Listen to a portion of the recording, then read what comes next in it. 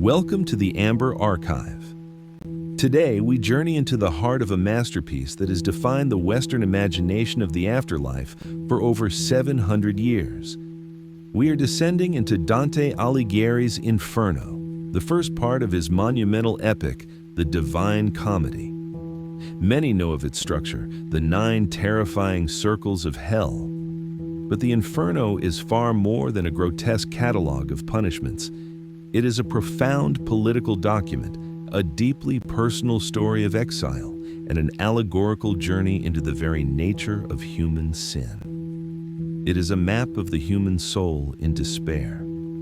It is a story that begins, as so many of our stories do, in a state of confusion. Dante, the pilgrim, finds himself lost in a dark wood, the Selva Oscura, a symbol for his own spiritual and moral crisis and that of the world he knew. It is midlife. He is exiled from his beloved Florence, and he has lost his way. He cannot ascend the mountain of salvation on his own. He is blocked by 3 beasts: a leopard, symbolizing lust or fraud, a lion, pride, and a she-wolf, avarice. These are not just animals. They are the forces of sin that prevent humanity from finding the correct path. It is here he is met by his guide, not a saint, but a poet, the Roman poet Virgil, author of the Aeneid. Virgil represents human reason, the highest achievement the mind can reach without divine faith. But reason alone cannot reach heaven. First, it must understand the consequence of its absence. Virgil was sent by Beatrice, Dante's lost love, who now resides in paradise and represents divine love. His mission is to guide Dante through the only path available. To find the light, they must first journey through the absolute darkness. The hell that Dante and Virgil enter is not a place of random chaos. It is a meticulously organized, terrifyingly logical universe. It is a vast cone-shaped pit, burrowed deep into the earth, its entrance marked by an infamous inscription: "Abandon all hope, ye who enter here." This is not a threat, it is a statement of fact. This is the one place in the universe untouched by hope, because it is the realm of souls who have made their final, unrepentant choice. The geography of this hell is built on a single, unwavering principle: contrapasso, a Latin term loosely translated as the sufferance of the opposite, or more accurately, the counter penalty. In Dante's hell, the punishment is not merely retribution, it is the sin itself, made manifest and turned against the sinner for eternity. The sin becomes the punishment, a perfect reflection of the soul's corrupted state. As we descend, we will see this dark logic unfold. Before the first circle, they meet the uncommitted, souls who lived without infamy and without praise, refusing to take a side in life. They are now eternally chasing a blank banner, stung by wasps and hornets. They are rejected by both heaven and hell. Their lack of choice is their choice, and their punishment is to be eternally irrelevant, a cloud of spiritual dust. The first circle, Limbo. This is not a place of fire, but of shadows. It is filled with a profound, unending sigh. Here reside the virtuous pagans, souls like Homer, Socrates, Plato, and even Virgil himself. They lived lives of great moral virtue and reason, but they lived before Christ or without baptism. Their contrapasso, they suffer no physical torment.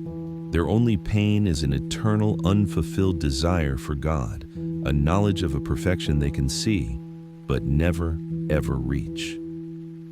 Dante, the poet, populates this circle with his heroes. It is a tragic place. These are the greatest minds of humanity, trapped in a beautiful but hollow castle. It represents the peak of human achievement without divine revelation and its ultimate limitation. It is a hell of divine absence, the sorrow of knowing that you are missing something, but not what. The second circle, lust. Here, the true torment begins. They pass Minos, the demonic judge who wraps his tail around himself to assign each soul to its circle. This circle is a place of perpetual darkness, lashed by a violent, relentless storm. Here are the carnal sinners, those who allowed their appetites to overcome their reason. Souls like Cleopatra, Helen of Troy, and most famously, Paolo and Francesca da Rimini. Their contrapasso is perfect. As in life they were swept away by the winds of passion, in death they are swept away by a literal furious wind, unable to ever touch, control, or find peace. Dante speaks to Francesca, who tells her tragic tale of a love born from reading a book. Dante, himself a poet of love, is so overcome with pity that he faints. This is crucial. Dante the pilgrim is still learning. He still pities the sin, not yet fully understanding its corrupting nature. The third circle, gluttony. Descending further, they find the gluttons guarded by the three-headed dog, Cerberus, who rips and tears at them. These souls lie in a vile, freezing slush, a mixture of rain, hail, and black snow. Dante and Virgil now reach a great wall, the city of Dis. This is the dividing line. Everything they have seen so far, lust, gluttony, greed, were sins of incontinence, sins of weakness or passion. They are sins of an unbalanced appetite. What lies within the walls of Dis is far worse. These are the sins of malice, sins of the intellect, sins where one chooses to harm another. The sixth circle, heresy. Inside the walls, they find a vast plain filled with open flaming tombs. Here lie the heretics, specifically those who denied the soul's immortality, like the philosopher Epicurus, who taught that the soul dies with the body. Their contrapasso is precise. In life, they preach that the soul dies with the body and that death is the end.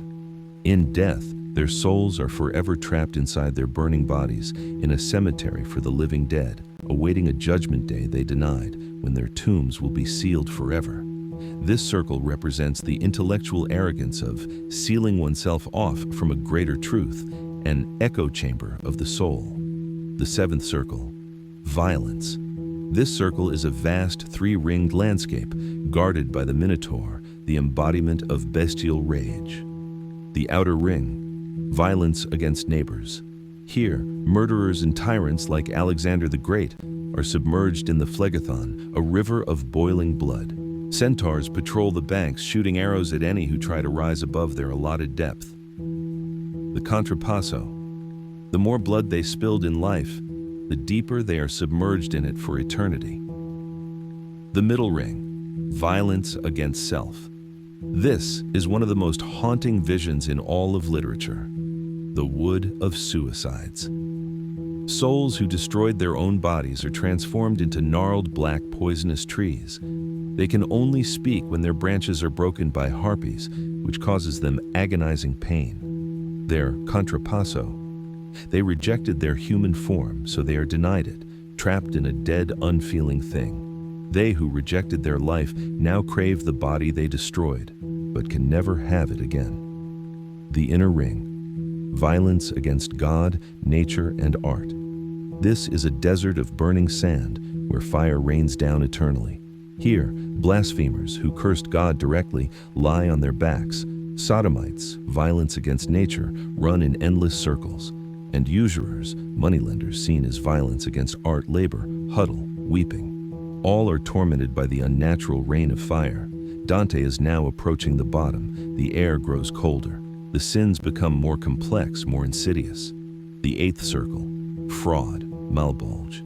This is the realm of those who use their uniquely human gift, intellect, to deceive. It is a massive, complex structure called malbolge, or evil pockets, 10 concentric ditches. Fraud is so low because it is a sin unique to humans. It is the perversion of reason, the very gift that separates man from beast. We cannot explore all 10, but they include panderers and seducers who are whipped by demons, flatterers, submerged in a river of human excrement, the contrapasso for the filth they spoke in life.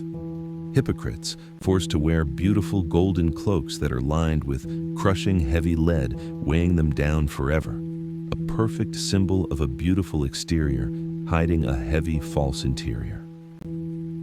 Thieves who are bitten by serpents, their bodies dissolve into ash only to painfully reform, or worse, to merge with the snakes, their very identity stolen from them, just as they stole from others. And finally, the sours of discord, religious, political, and familial. Here Dante places the Prophet Muhammad and his son-in-law, Ali. As they split humanity apart in life, in Dante's medieval view, their bodies are now eternally split open by a demon with a sword. They heal, only to be cut open again. The ninth circle. Treachery, Cocytus. They have reached the bottom. There is no fire here. There is no light. The center of hell is not hot. It is a frozen wasteland. This is the ninth circle, Cocytus, a massive frozen lake. This is the circle of treachery. Dante reserves this place for the worst sin of all, worse than murder, worse than heresy, betrayal. The Contrapasso is the most profound. Treachery is a sin of the cold heart. It is the ultimate act of malice, a perversion of love and trust, which are the foundations of society. Therefore, its practitioners are frozen in ice, immobilized in the very coldness they showed in life. There are 4 rings for betrayers of family: China, country, Antenora, guests, Ptolemia, and finally, masters, Judeca. In the very center of the universe, frozen from the waist down, is Lucifer, Satan. Dante's Satan is not a magnificent king, but a pathetic, grotesque, and impotent monster. He is trapped, just like the other sinners.